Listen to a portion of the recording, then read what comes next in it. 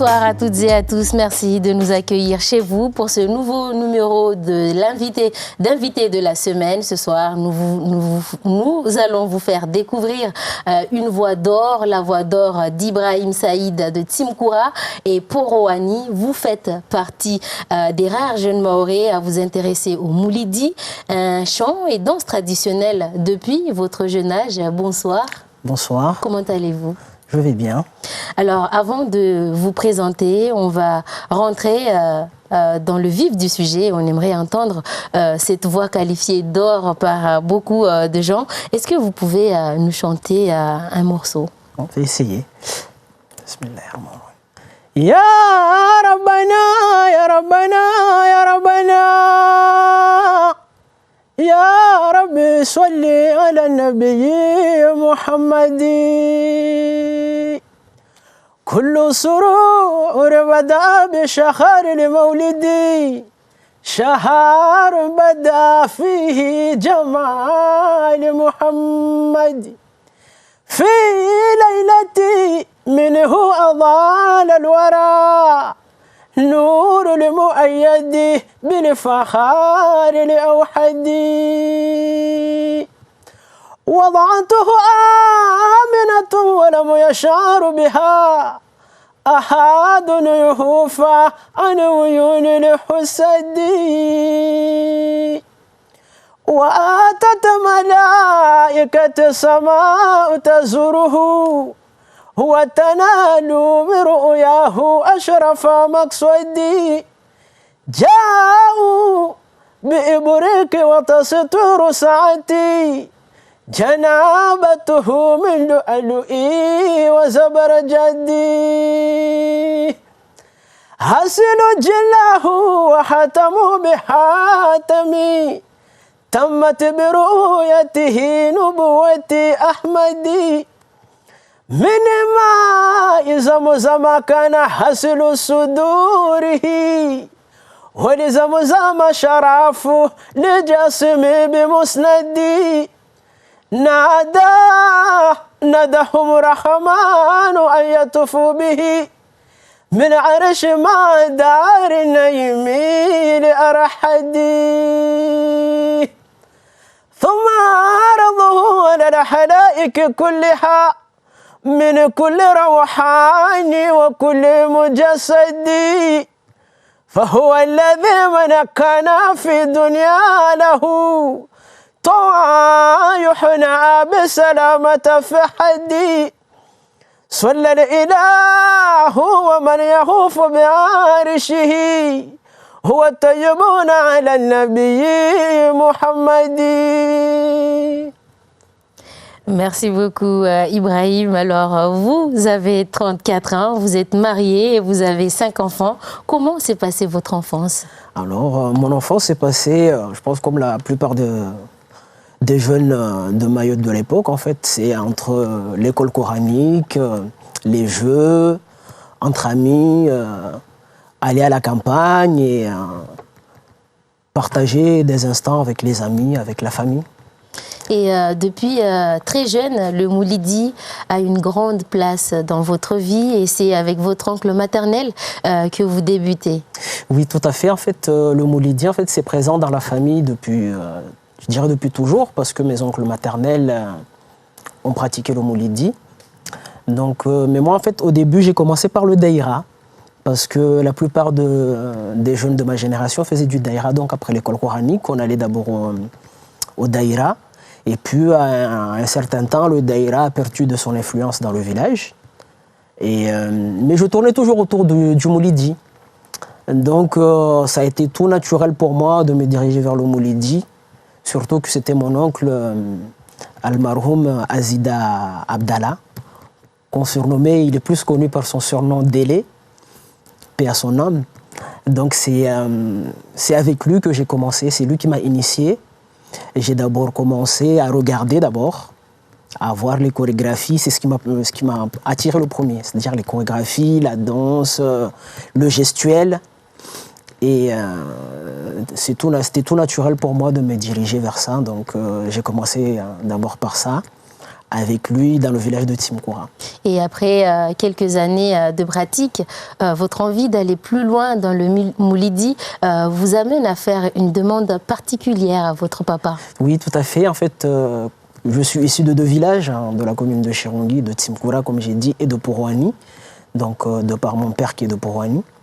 Donc, voulant approfondir mes connaissances et voulant aussi exploiter cette voie que je sentais qu'il y avait du potentiel, mais aussi mon oncle m'avait dit qu'il y avait du potentiel. J'ai demandé à mon père que je voulais aller auprès de Fundi Madidine, qui est de Porouani, qui on ne le représente plus, je pense, dans le domaine du Moulidi. Donc mon père n'a pas trouvé d'inconvénient. Et c'est comme ça que je suis allé à Porouani vers l'âge de 10-12 ans. J'étais au collège, hein. Donc c'est auprès de Madidine que j'ai appris ce que je sais jusqu'alors et je continue d'apprendre jusqu'à maintenant. Et de lui. Alors on connaît l'indétrônable cheikh Atoumani de Mtsamboro. On connaît aussi votre Fundi Imadou-Dine. Est-ce qu'on peut espérer un nouveau Imadou-Dine ou Atoumani en vous un jour? Ça serait trop prétentieux de dire que je peux avoir leur niveau parce que c'est des légendes dans ce domaine-là. Mais justement, on s'efforce justement de suivre leurs traces, de marcher derrière leurs pas et qui plus tard, je sais pas plus tard, dès maintenant, hein, prendre le flambeau et transmettre comme eux ils ont transmis. Vous écoutiez beaucoup à ces deux-là avant de... Ah oui, je pense que tout Mayotte, si je n'abuse pas, pendant le mois de Ramadan, on est collé à notre petite radio et on est bercé par ces voix-là. Donc, et puis moi qui m'intéressais au Moulidi, plus particulièrement, je me nourrissais de ça. Donc, Alors vous avez fait la rencontre de votre Fundi Madou-Dine Moussa. Oui.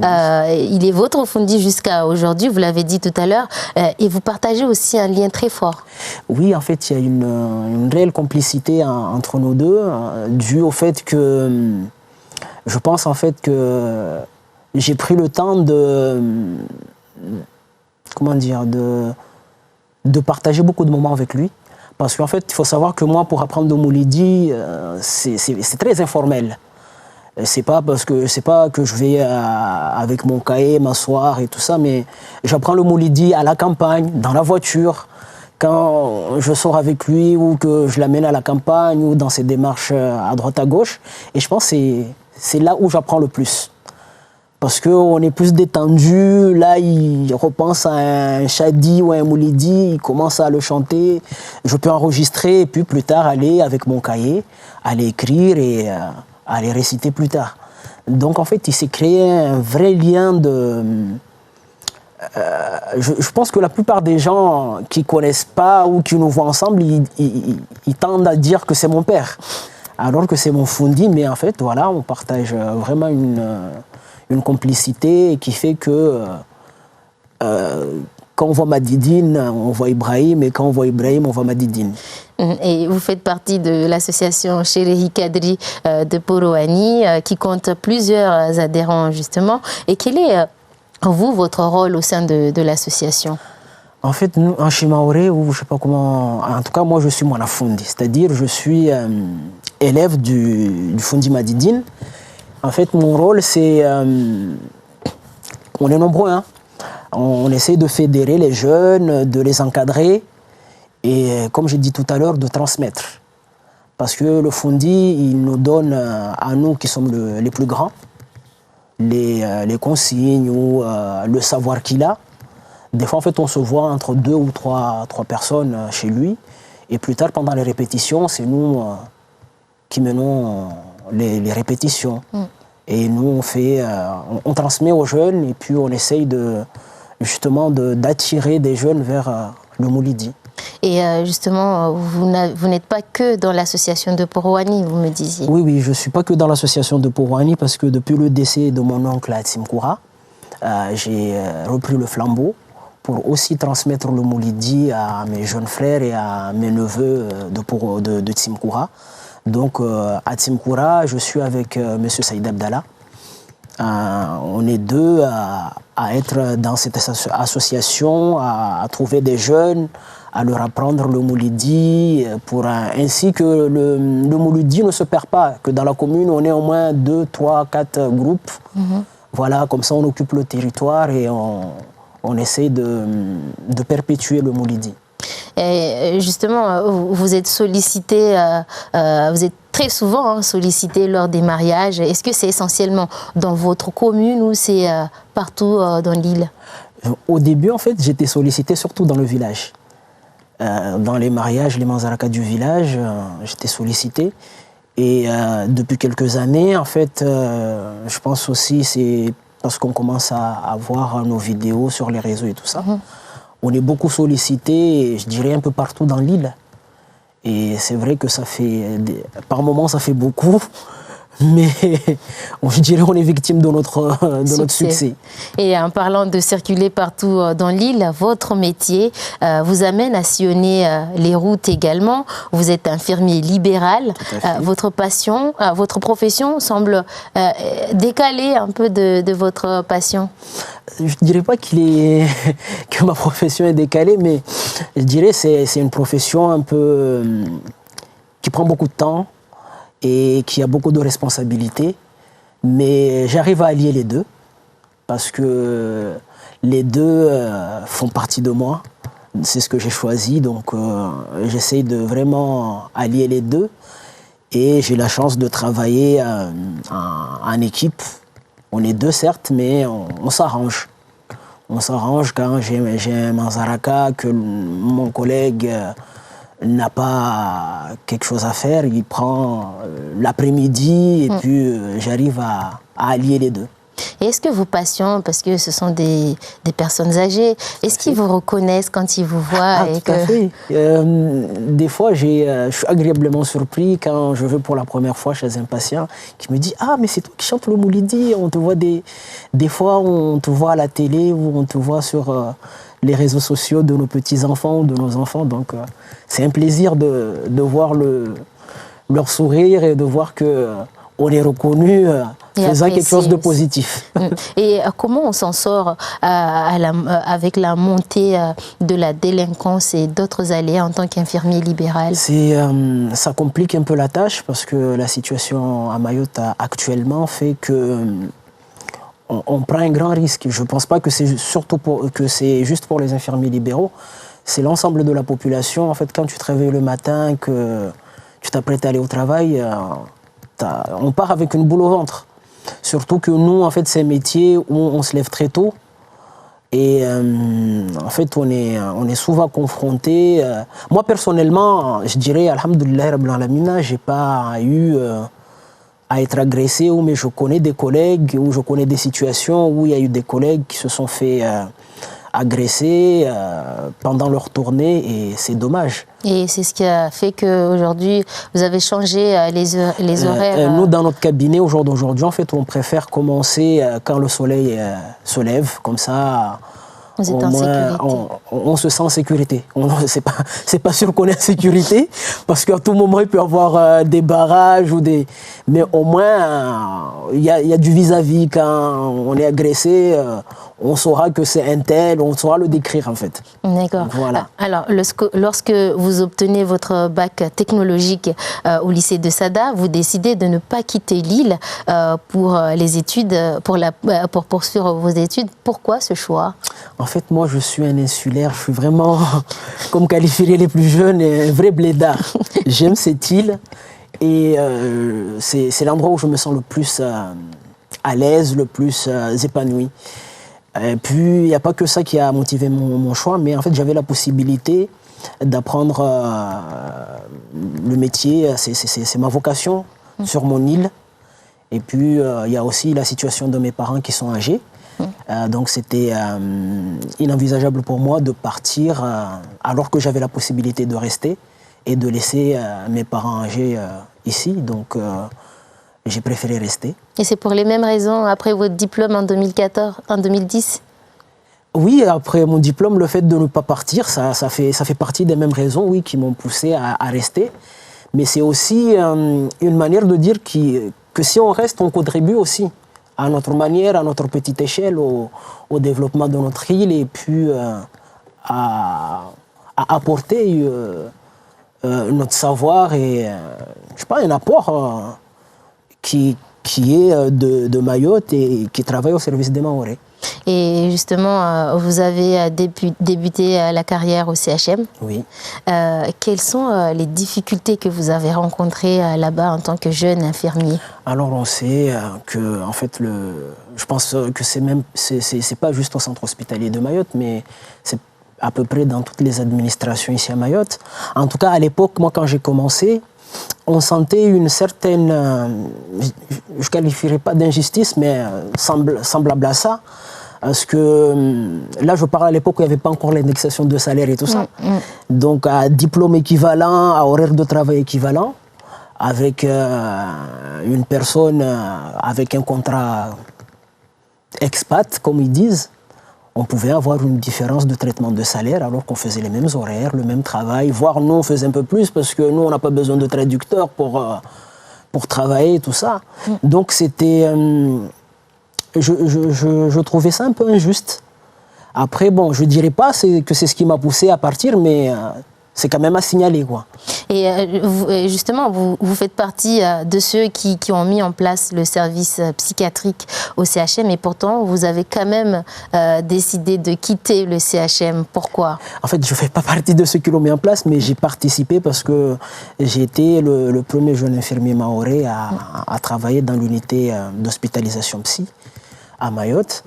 En fait, je suis parti parce que j'avais d'autres projets personnels. Et avec ma passion que j'ai, c'était plus... j'avais un certain confort en libéral, autant financier qu'un confort au niveau du temps, pour vaquer à d'autres occupations. Donc je suis parti, mais après avoir quand même passé 4 ans au sein de la psychiatrie au centre hospitalier de Mayotte. Et après quelques années avec le cabinet Al-Fadjiri, oui. En mars 2022, vous réalisez votre rêve qui est de travailler avec votre modèle, celui qui vous a inspiré pour ce métier.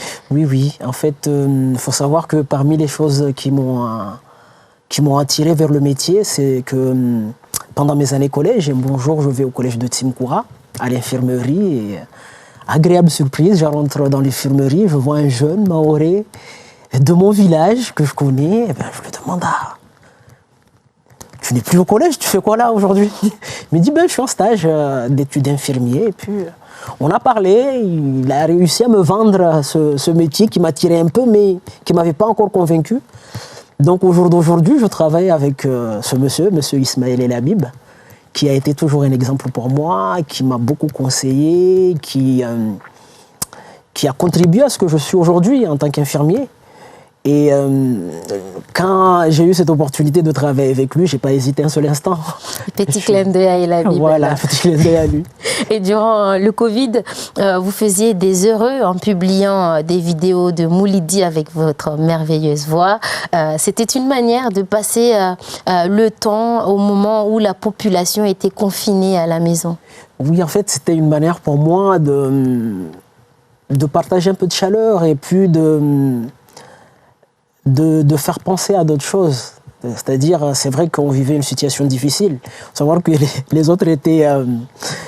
et ne sortaient pas, mais nous, on continuait à travailler. Justement, nous, en tant qu'infirmier libéral, c'est là où on a eu le plus de charge de travail.